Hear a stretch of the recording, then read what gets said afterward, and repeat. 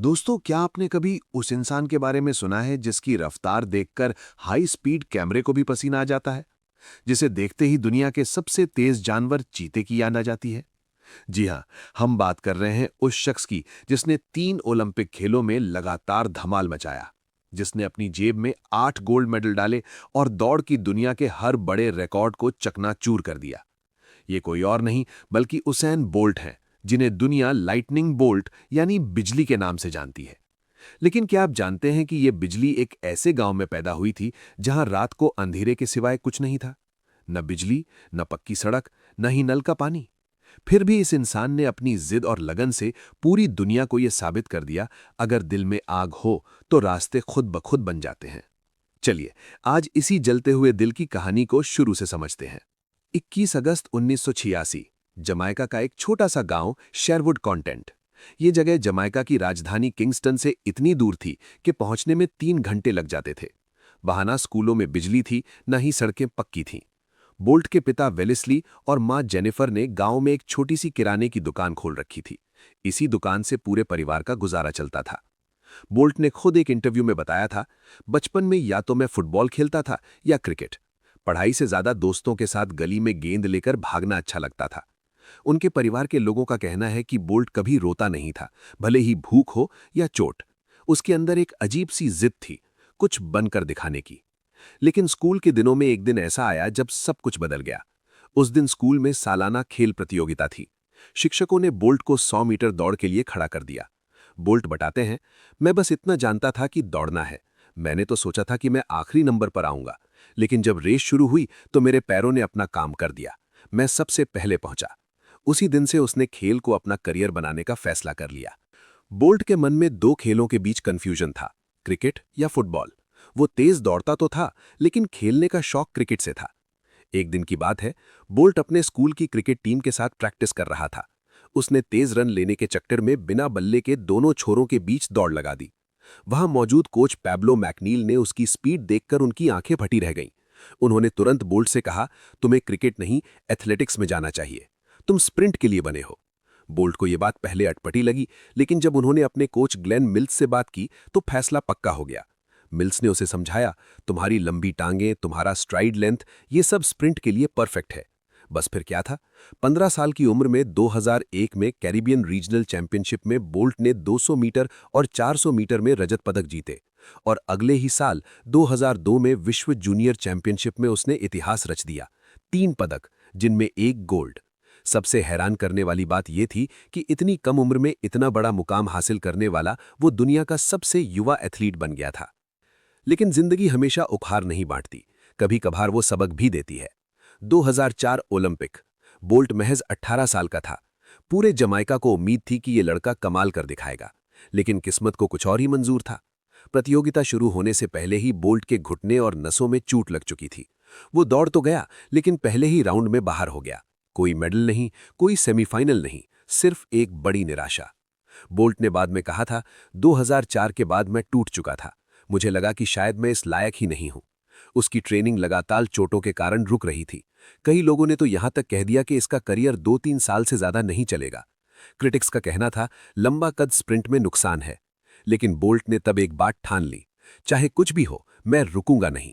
उसने एक specialist therapist को बुलाया, अपनी रीढ़ और मांसपेशियों को मजबूत करने के लिए नई एक्सरसाइज शुरू की, और सबसे बड़ी बात, उसने मानसिक रूप से खुद को तैयार किया। उसके कोच मिल्स ने उसे सिखाया, अगर तुम लंबी दौड़ जीतना चाहते हो तो पहले हार ना सीखो। हार को समझो, उसे गले लगाओ, फिर उठो। और फिर वो दिन आया, 2008, बीजिंग। दुनिया ने वो देखा जिसे देखकर आज भी रोंगटे खड़े हो जाते हैं। 100 मीटर फाइनल। बोल्ट ने रेस शुरू होने से पहले ही अपनी बॉडी लैंग्वेज से कह दिया कि मैं यहां सिर्फ दौड़ने नहीं, इतिहास बनाने आया हूं। और जब रेस शुरू हुई तो आधी दूरी पर ही सब साफ हो गया था। बोल्ट ने आखिरी 20 मीटर में गति इतनी बढ़ा दी कि वो बाकी सबसे 10 मीटर आगे निकल गया। इतना ही नहीं, उसने फिनिशिंग लाइन से पहले ही अपनी छाती थपथपानी शुरू कर दी, जैसे कह रहा हो, मैंने ये रेस जीत ही ली है। नतीजा 9.69 सेकंड, नया वर्ल्ड रिकॉर्ड। लेकिन कहानी यही नहीं रुकी। उसी ओलंपिक में 200 मीटर में उसने 19.30 सेकंड का रिकॉर्ड बनाया और 4x100 रिले में भी गोल्ड। एक ही ओलंपिक में 3 गोल्ड। पूरी दुनिया हैरान थी कि ये इंसान है या मशीन। फिर आया 2009 बर्लिन विश्व चैंपियनशिप। इस बार बोल्ट ने और भी कुछ कर दिखाया। 100 मीटर में 9.58 सेकंड, एक ऐसा रिकॉर्ड जिसे आज तक कोई तोड़ नहीं पाया। 200 मीटर में 19.19 सेकंड, ये भी अब तक अटूट है। वैज्ञानिकों ने गणना लगाई कि बोल्ट का अधिकतम स्पीड 44.72 किलोमीटर प्रति घंटा था। मतलब एक इंसान ने शहर में चलने वाली कार की रफ्तार से दौड़ लगा दी। 2012 लंदन ओलंपिक। बोल्ट पर दबाव था क्योंकि उसका बड़ा प्रतिद्वंदी योहान ब्लेक भी उतना ही तेज था, लेकिन बोल्ट ने एक बार फिर कमाल किया। 100 मीटर, 200 मीटर और रिले में गोल्ड, वही तिकड़ी दोहरा दी। 2016 रियो ओलंपिक, ये बोल्ट का आखिरी ओलंपिक था। उस समय वो 30 साल का हो चुका था, लेकिन फिर भी उसने 100 मीटर, 200 मीटर और रिले में गोल्ड जीता, यानी 3 ओलंपिक में 9 गोल्ड। बाद में रिले में 1 मेडल छिन गया, लेकिन 8 गोल्ड रिकॉर्ड है। इतिहास में कोई स्प्रिंटर ऐसा नहीं कर पाया। एक बार पत्रकार ने बोल्ट से पूछा कि फाइनल रेस से पहले जब सबके दिल की धड़कनें 180 पार हो जाती हैं, तब तुम्हारे दिमाग में क्या चलता है? बोल्ट हंसकर बोले, मैं सोचता हूं कि आज रात डिनर में क्या खाऊंगा या फिर अपने दोस्तों को क्या मैसेज करूंगा, क्योंकि अगर मैं दौड़ के बारे में ज्यादा सोचूंगा तो मेरी बॉडी जाम हो जाएगी। मैंने ये सीखा है कि जरूरी है कि दिमाग को हल्का रखा जाए। लेकिन जैसे ही रेफरी बोलता है ऑन योर मार्क्स, बोल्ट का पूरा शरीर और माइंड लॉक हो जाता है। वो कहते हैं कि उस वक्त मुझे लगता है कि मुझे कोई नहीं हरा सकता। ये अहंकार नहीं, ये कॉन्फिडेंस है। एक और किस्सा। बोल्ट 15 साल का था, जूनियर वर्ल्ड चैंपियनशिप में पहली बार बड़े एथलीटों के बीच खड़ा था। वो बताते हैं कि मैं इतना डर गया था कि रोने लगा। सब लोग मुझसे बड़े और ताकतवर लग रहे थे। मैंने कोच से कहा मैं दौड़ नहीं सकता। कोच ने मुझे थप्पड़ मारा प्यार से और कहा जाकर दौड़, वरना घर जाकर दुकान संभाल लेना। बोल्ट ने वो रेस जीत ली। उस दिन उसने सीखा, डर को हावी मत होने दो, बल्कि उसे अपनी ताकत बनाओ। बोल्ट को अक्सर लोग कहते थे, तुम तो बिना मेहनत के दौड़ जीत जाते हो, कितना आसान लगता है तुम्हारा दौड़ना। बोल्ट हंसकर कहते हैं, एफर्टलेस परफॉर्मेंस जैसी कोई चीज नहीं होती।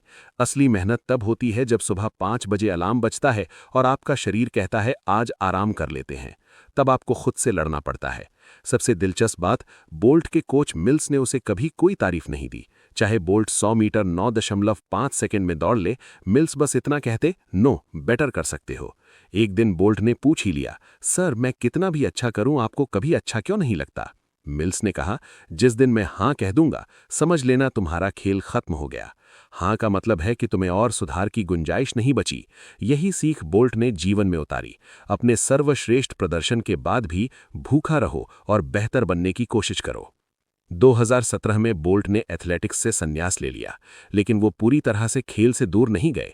उन्होंने फुटबॉल में हाथ आजमाया, कई ब्रांड्स के एम्बेसडर बने, लेकिन सबसे बड़ी बात, उन्होंने ये साबित कर दिया कि एक गरीब गांव का लड़का अगर ठान ले तो वो पूरी दुनिया के रिकॉर्ड अपने नाम कर सकता है। आज भी जब कोई स्प्रिंटर 100 मीटर में 9.9 सेकंड दौड़ता है तो लोग कहते हैं बोल्ट की रफ्तार के आसपास भी नहीं, क्योंकि बोल्ट ने इतना ऊंचा मानक बना दिया कि आने वाले दशकों तक शायद ही कोई उसे पार कर पाए। तो दोस्तों, उसैन बोल्ट की कहानी हमें क्या बताती है? पहली सीख, परिस्थितियां आपकी मंजिल तय नहीं करती। बिना बिजली और पानी के गांव में पला लड़का आज दुनिया का सबसे चमकता नाम है। दूसरी सीख, असफलता से मत घबराओ। 2004 में हार, चोटें, क्रिटिक्स, सब ने उसे घेरा था, लेकिन उसने हार को ही अपना गुरु बना लिया। तीसरी सीख, मेहनत को कभी दिखावा मत बनाओ। बोल्ट ने जो ट्रेनिंग की वो कैमरे के सामने नहीं होती थी। असली संघर्ष पर्दे के पीछे होता है। और आखिरी सीख, अपने ऊपर भरोसा रखो। बोल्ट कहते हैं, मैं कभी ये नहीं सोचता कि मेरे बगल वाला एथलीट मुझे हरा सकता है, मैं बस अपनी बेस्ट स्पीड दौड़ता हूं। तो दोस्तों, उम्मीद है आपको ये नई और विस्तृत कहानी पसंद आई होगी। अगर अच्छी लगी हो तो लाइक ज़रूर करें। और हाँ, हमारे चैनल पर और भी कई सफल लोगों की प्रेरक कहानियां हैं, जैसे शाहरुख खान, गौतम अदानी, MS धोनी। आप उन्हें भी देख सकते हैं। अगली वीडियो में फिर मिलेंगे एक नई कहानी के साथ। तब तक के लिए जय हिंद, वंदे मातरम। अपना ख्याल रखें और सपनों को बड़ा देखें।